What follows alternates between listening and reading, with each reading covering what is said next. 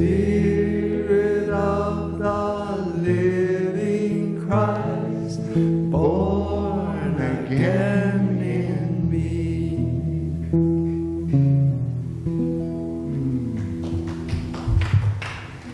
So good.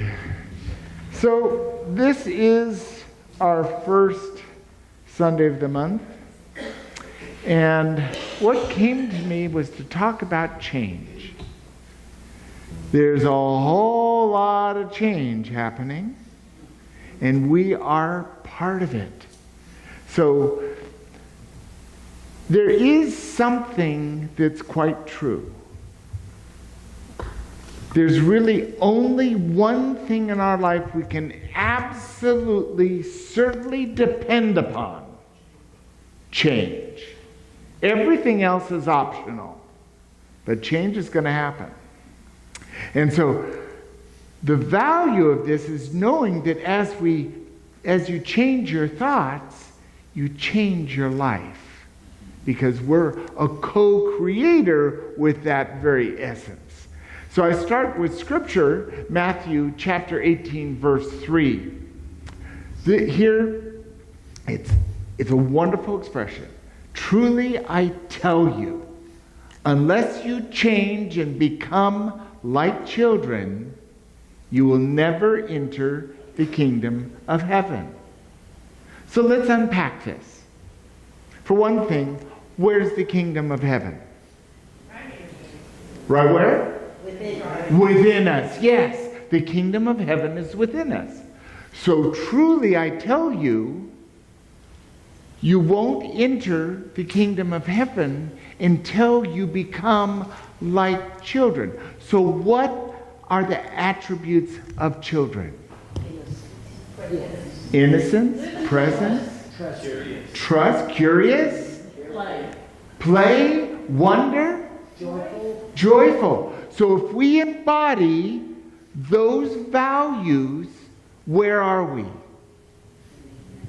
We are in the kingdom of heaven. It's not some distant place. You don't have to take 400 steps to get there. It's right here, right now. So isn't this a beautiful way? Because all we need to do is be fully present, be curious and joyful and innocent and curious and ready. Are you ready? Yes. Good. At least a few of you are.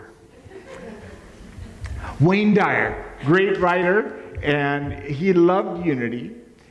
If you can change the way you look at things, the things you look at change.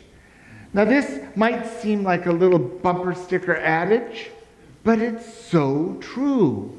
Because there are many things that happen in our life.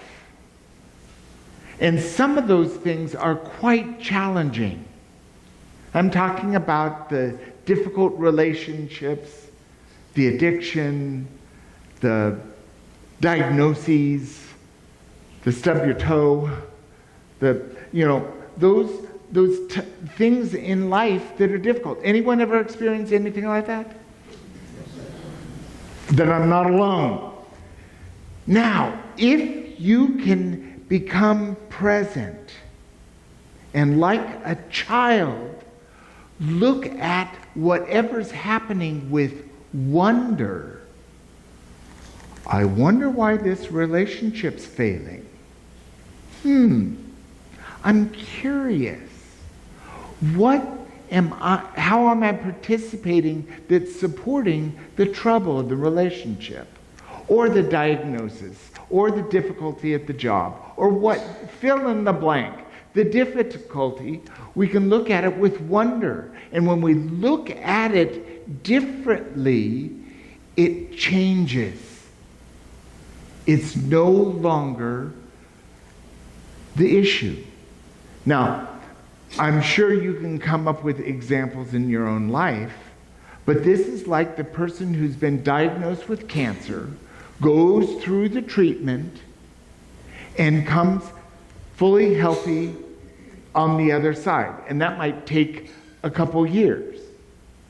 And then they're talking to their friends and saying, you know, when I look back at that, it was a blessing. I was more patient. I became present. I had a deeper relationship with my God, with the divine. I felt my prayers mattered. I felt the love and support of the medical team and the people in my life. Does this make sense? Yes. But if you walk up to someone who's they just totaled their car and they're racked in pain, and you say, is that a blessing? I don't think so. Because it's not for us to determine. If you change the way you look at things, the things you look at change. Not, if I look at you, Betty, and I tell you what you need to do because you're going to change, how effective is that? Not. Even if they ask for help, it probably won't be effective. Telling anyone what they should do is a good way to have someone ignore you. If you've ever had a child or a relative or a spouse or a friend, you know what I'm talking about. Yes? Change your thoughts, change your life. Charles Fillmore, co-founder of Unity, here he writes simply, when you refuse to see negative things, they will disappear, and you will be surprised to see how you will change. So these are these situations in our life. If we stop dwelling on the negative aspects in our life, because if we focus on the negative, what are we going to experience? Negative. More negativity. And our daily word is positivity. So if we can shift whatever negative thinking we have about anything, maybe to curiosity or to wonder. I wonder what I was planning to have this situation. I wonder what it's like to be in their shoes. I wonder what they're really trying to say to me. Maybe I'll listen. And it changes the balance. It changes us as we go through it. Because what we think, what we believe, what we say creates our experience. It's our unity principle. One of them. There's 5 of them. And the wonderful Mahatma Gandhi, who says, you must be the change you wish to see in the world. So it comes down to, it's our job. Now, this is coming from a man who was just a man. He was just a guy. But he practiced a value of nonviolence no matter what. And that changed an entire nation, and in fact has changed the whole world. The power of one. The power of holding on to a thought. So if you want something in your life, more friends, more peace, more time, more healing, more balance, fill in the blank. What do you want? And apply this. If you want something, take a step towards it. Give it your life energy.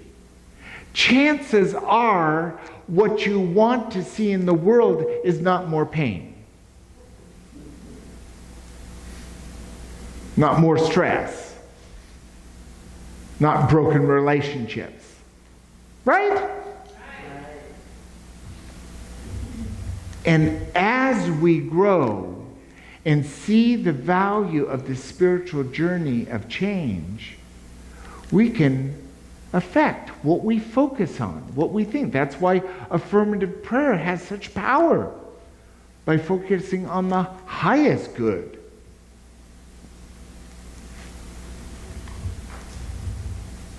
And again, I turn to the wisdom of Martha Smock. I love her writings. She says, if you have felt limited in any way, it's time for a change of thought about yourself and your life, a change about any belief in limitation to a belief in the unlimited power of God in you, which awaits expression through you. This is just a longer explanation of that very first thing from Matthew. Truly, I tell you, come like children, you'll experience the kingdom of heaven within. If we focus on limitation, we're limited. The doubt, the lack, the judgment, the criticism.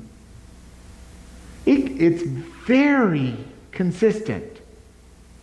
If you want consistency, focus on the pain. You get exactly what you focus on.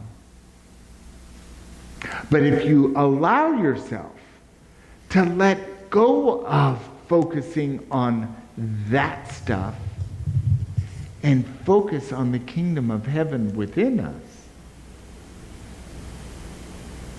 then who knows what's possible? We may find ourselves being a champion for peace in our family, being a bright light that just by walking into the room, people are feeling uplifted and lighter. Do you know what I mean? You know the people that you felt that way with? We can be that person. And it comes by being lighter. Lighten up! I had a professor in the theater program, Kay Carney. She was a wonderful teacher and an actress.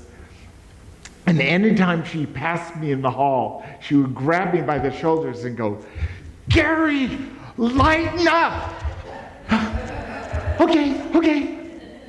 I had no idea what she was talking about then, which is why she kept shaking me and telling me to lighten up. Because I was so shut down. Because I didn't trust life. And I didn't have this relationship with the presence of the divine that is always present, giving me intuition and balance and wisdom. Last night I had a little challenge. I'm going to tell on myself. I've been professing this Daniel fast, and I realized I'm not a vegan. I'm not ready to cross that threshold.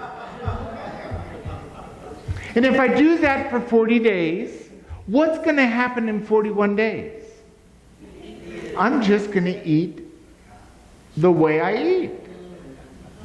Now, my doctor, who remains nameless, has been telling me for years, I mean literally years, to eat a Mediterranean diet. So I looked it up last night in the wee hours of the mowing because I was having cathartic, what do I do now? And I realized that everything on the Mediterranean diet is what I like to eat. Avocados and olive oil and feta cheese and good stuff, fish.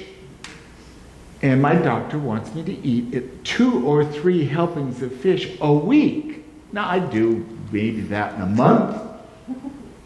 So I'm choosing today to start eating a Mediterranean diet, small portions. So when I had my breakfast this morning, it was a small bowl rather than a bowl like this. It's amazing what happens. You can only get so much in a small bowl. So when I go through the buffet, I'm going to use a little plate because I'm going to practice the Mediterranean diet, which is a way of living that I can support my life by just eating more healthy and eating right. So I changed my thought, and so I'm changing my life. What's your journey? What are you changing in your life to achieve in your life? Anyone? Yes, Tracy. Getting out of the house. Getting out of the house, finally. Yeah. Just go outdoors. Anyone else? Betty. Not watch so much TV. Not watch, just turn it off. Yep. Beautiful. Anyone else? I saw another hand over here. Yes, Lauren. Get more exercise, even if it's cold out, go around that long block. Very good, Joan. And Lauren? I tell myself I'm so tired. And so, of course, I'm tired. I've got to change. I'm not tired.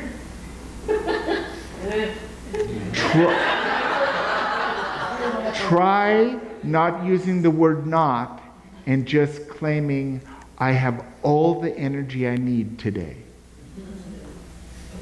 I'm filled with vibrant energy. And my experience of you is that you are like a Duracell bunny. You just keep going and going and going. It's amazing all you do. So evaluate for yourself what changes you're going to make your life a little lighter. And with our personal exploration today, I am going to offer the Serenity Prayer by Reinhold Niebuhr. This prayer has impacted my life so profoundly, and I offer it to you. Let's read it together. God, grant me the serenity to accept the things I cannot change, the courage to change the things I can, and the wisdom to know the difference. If you use this prayer to navigate, to identify what it is you can change, and courageously make a change, like just turn off the television set. Like, go get the exercise even if you don't feel like it, and finding you have a wellspring of energy, or you just need to get out of the house and connect. You're in the right place at the right time, because as you change your thoughts, you're changing your life. Thank you.